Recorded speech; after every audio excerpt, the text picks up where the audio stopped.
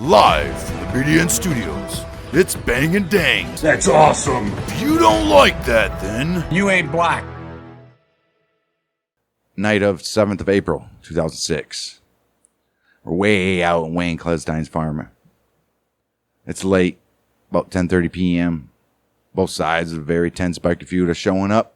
No surrender crew rolls into Kellestine's barn, probably thinking this is going to be a tense conversation. But maybe still just a conversation. Let's have some beers, fuck around afterwards. Right. Now, Kellestine's barn isn't exactly warm and inviting. We're talking rusting machinery, shoved into the corners, old furniture stacked all around, random children toys having clearly been seen better days. The walls, well, plastered with pin-up style, very non-PG photographs. Titties all over the place, draped over Harley Davidsons, half dressed in construction gear as well as these women were. You know, just a typical nice little picture of a hot chick next to a bike. Kellestine's usual stash of Nazi propaganda as well is all around the place. Probably the flag and all that shit. Right.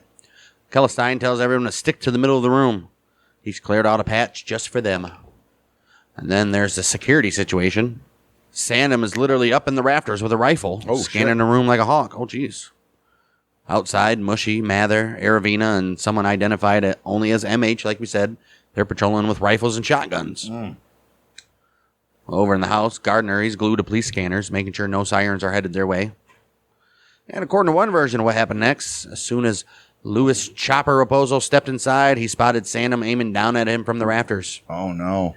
In that split second, Raposo realized something was very wrong. Yeah, he's about to get fucking murdered. Like betrayal type wrong. Right. He raised his sawed-off shotgun and fired. Oh, shit. Damn, that escalated. Whoa, Sandham, he was wearing a bulletproof vest. He caught only a slight injury, spun around, returned fire, killing Raposo. Here's the detail that sticks with you, though. Raposo's trademark gesture, his favorite, was flipping the bird, and the autopsy revealed that in the moment he died, Raposo had been doing exactly that. Oh, damn. His middle finger extended, the rest of his hand clenched. Sandman's bullet went straight through that finger, shattering it completely. Wow. Well, that's crazy. Forensic evidence doesn't back Sandham's claim that Raposo shot first, though. Sandham, well, let's just say his reputation as a well-known pathological liar who's not big on owning up to things doesn't help his case. Truth of the matter is, those few seconds is murky, except for this much. Raposo, he was giving Sandham the finger, and Sandham put a bullet. That's probably what happened. Yep. He walked in, flipped him off, and then fucking Sandham was just like, He said, fuck you. well, as if it already weren't to hell, it went more to hell. Two members of the No Surrender crew, Paul Big Paulie Sinopoli and George Crash Kirakis, they made a break for it. They're like, fuck this. I'm out. Kellestine, now armed with a handgun, gunned them down and wounded them before they could get away. Damn. And then in classic outlaw theater, Kellestine shouted over the chaos, "Everybody get on the floor! Nobody move! I'm here to pull your fucking patches, Right. and this is being done by the orders of the states." Obviously, he means Houston. Right. And just like that, the night shifted from tense to deadly. Damn. Over the next couple hours, Kellestine can't seem to decide if he's just going to pull the patches, basically strip these guys of the colors, or outright execute them. He keeps flip-flopping. At one point, he even gets Giovanni, the national president, to make a quick call to his girlfriend, Nina, but only on the condition that he, quote, didn't say anything fucking stupid. So, Giovanni plays it cool. Said, how's the baby? See you in a couple hours. Love you. No hint of what's going on. No, call the cops or I'm in trouble. Just asking about their daughter. I bet that's like code, though. Maybe. Just asking about their daughter, Angelina. That was him. The macho biker code. Never ask for help. Even when you're staring down the barrel. Well, meanwhile, Kellestine, he's drinking hard and ranting to his prisoners, unloading years of grievances. Oh, shit. He even pistol whipped Flans multiple times, Damn. spitting out, "I'm saving you for last, you fucking Jew." Ooh. Like we said, Flans is Jewish, and Kellestine, who's an admirer of Nazi Germany, he doesn't make no secret of his bigotry. Right. George Kriarakis, he's wounded in the thigh. He starts praying in Greek. begging them to spare his life because he's got a wife he loves and a family that needs him. But the answer is a cold shut up. Right. Besides him, Big Paulie, he's crying, saying he never wanted to come to Kellestine's farm in the first place. And then we got Francesco Frank the Bammer Salerno.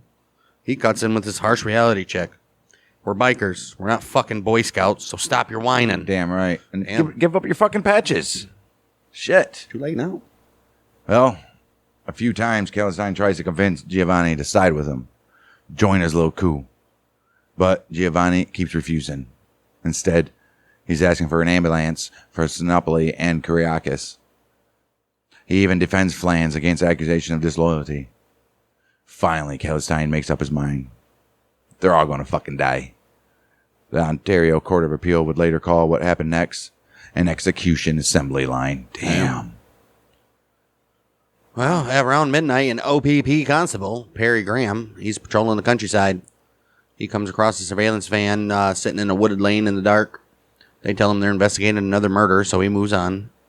By 12:30 a.m., the team, they actually go home. They've noticed nothing. Back at the barn. Back at the barn as the men are marched out and shot. Kellestine, now seriously drunk, he's dancing a jig and singing Das Deutschlandlied. Oh, man. Which is the German national anthem. Between execution, he keeps wandering over to taunt Flans. Oh, wow. Jeez. Holy shit. When it's clear that Giovanni's time is up, Giovanni tells them, do me first. I want to go out like a man. And according to a police wiretap, Michael Mushi, he later told Diego Aravana, this guy, he went out like a man. He laughed. Went like a man. Kellestine personally executes Giovanni. He's marched out, made to sit in his car, and shot point blank in the head, then again in the chest. Damn. Kyriakis, he's next. He's still praying in Greek. And they take him out and shoot him. Later, Mushy, he would say that he was surprised that Kyriakis cried so much. He expected more of a tough biker bravado, you know? Yeah. Oh, and you never know what's going to happen when you're going to die. Well, then you got George Pony Jassome. He goes out next saying nothing. Then it's Sinopoli's turn. He's screaming, crying, begging not to be there. Kellestine shoots him, but the gun jams, leaving him bleeding and in agony. Oh. Well, Aravina fetches another gun, and Kellestine finishes the job. Flans and Michael Little Mickey Trotta, they're then ordered to bleach away the blood on the ground. In one surreal moment, Kellestine brags about what a hard worker he is, about how great a job he's doing killing them, and complains they aren't grateful enough for I'm killing you so good. Right. Wow, one by one, the rest are taken out. Nobody in Kellestine's group, and remember, most of them are armed, makes any move to free the prisoners or even shoot Kellestine. Even those without guns could have called the cops. Gardner literally has a phone right next to him while he's listening to the police scanners. But he doesn't call because he's chasing that full patch. He wants to be in Bandido. Why would they? Right. Frank Salerno, the Bammer, he tries to shake hands with one of the killers, known only as MH. And MH says, no. Salerno also offers his hand to Ivana, who says, I'm not shaking your hand. His last words are about his newborn son, Mario. Flans, he's deliberately saved for last, so he suffers the most. He spends that time talking about his kids. Trotta's taken out silently, and finally it's Flans' turn. Gardner even moves children toys from Trotta's car so there's room for Flans' body. Wow. By now, Kellestine's too drunk to do it himself, so Sandham steps in. He shoots Flans in the head, but even at point-blank range, he's so nervous that Flans is still alive afterwards. Oh, wow. Sandham claims his gun jammed, but really he just can't finish the job. Flans looks up with this sad, pleading expression, like he's silently asking to be spared. Finally, Mushy, more experienced than Sandham, he takes the gun and proves it's fine. He fires a shot that ends Flans' life right in the head. Damn. After all that chaos, Kellestine gives the order. Load the bodies into their vehicles. And right away, there's a problem. Nobody, and I mean nobody, wants to drive Giovanni's car. Why, you ask? Well, it's very simple. He's still in the driver's seat, and the whole front area is drenched in blood. That'd be a good reason. That's not actually a good road trip there. So instead, they hook Giovanni's car up to Giusome's tow truck, and they haul it that way. Right, that would be right. Well, then there's Sinopoli. He's a big guy, and big might actually be underselling it. They try to get his corpse into the trunk of an SUV with the others, but it doesn't fit. The whole drive, his body is basically threatening to roll out onto the highway. Imagine trying to keep that from happening while driving up the 401 at night. Damn. Okay. Mushy's stuck with Trotta's Pontiac Grand Prix, and he's annoyed for a different reason. The back seat's full of toys from his daughter. Oh. Before he can even put a single body in there, he's got to clear all that out. Son of a bitch. Jeez. Right. Well, Kellestine's grand plan, you ask? He don't even know. But he comes up with one. Dump the bodies in the Kitchener. Why the Kitchener, you ask? It was a known Hell's Angel stronghold, and he figured, hey, cops would blame them. But here's where the master plan hits a brick, and it's a brick wall. Nobody bought enough gas. They can't make it to the Kitchener. Why do you just keep saying the? Huh? I said they. Yeah. Nobody- They can't make it to the Kitchener? You've said the Kitchener every time you've said Kitchener. Right. They can't make it to Kitchener. So instead, they randomly pick a farmer's field. What a bunch of idiots. All right, off the 401, and they dump the bodies there. Mathers in Flan's Infinity, and also running on fumes. Wow. He sees the Stafford line meet the highway. He turns in, and that's it. That's where everything gets left. And if you're wondering, no, they did not. They did not burn those bodies or the cars. Oh, man.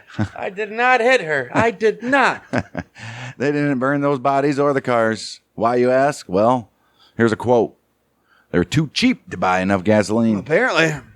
No, Kellestine, he's still back at the farm, completely unaware they've cut the trip short. When the crew gets back after only a half hour, he's baffled. How far did you guys go? I told you to take them all the way to Kitchener. The Kitchener. After that, the so-called farm crew, they get to work on cleanup duty. Burning some of the victims' belongings, keeping some as souvenirs. And Edwards, looking back, summed it up in a way that really sticks. Kellestine alone might have not been as dangerous that night. No. But Sandham, the cop, he brought ambition. Kellestine brought the crazy. Together, that was enough to get 8 men moited brutally. Oh, it was, dude. Son of a bitch.